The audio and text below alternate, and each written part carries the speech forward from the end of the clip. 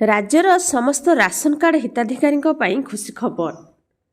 विभागर सूचना मुताबक यही पर्यंत 97% हिताधिकारी ई-KYC कर सारी बेले बाकी रही 4%। राशन कार्ड हिताधिकारी बाध्यतामूलक होइथिबा ई-KYC अवधि आउ 2 मास वृद्धि करछंती राज्य सरकार। पूर्व निर्धारित समय मुताबक डिसेम्बर 31 थिला ई-KYC शेष तारीख।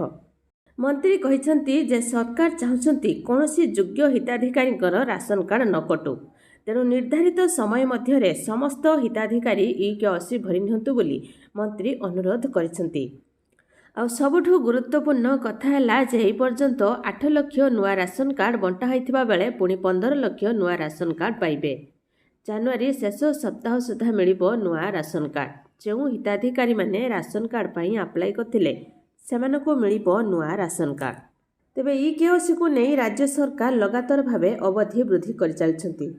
तेबे राज्य सरकार 15 लाख नुआ हिताधिकारी को राशन कार्ड प्रदान करिवे। तेबे रिपोर्ट अनुसार वर्तमान सुधा 96% लोकंकर ई-KYC शेष होईछि। जुगाणा विभागर मिलिथिबा सूचना मुताबक राज्य में 3,25,51,773 हिताधिकारी KYC करबा लगी राज्य सरकार लक्ष्य धार्य करथिले।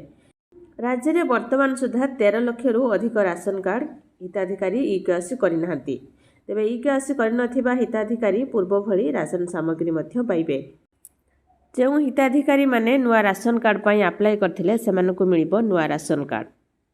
तो यह थिला राशन कार्ड धारी पई गोटे छोट इनफॉरमेशन। बास वीडियो को लाइक करंतु, चैनल सहित जोड़ी होई रहबा पई चैनल को सब्सक्राइब करी साइड रे आस्थुबा बेल आइकन क्लिक करी ऑल सिलेक्ट करनियंतु।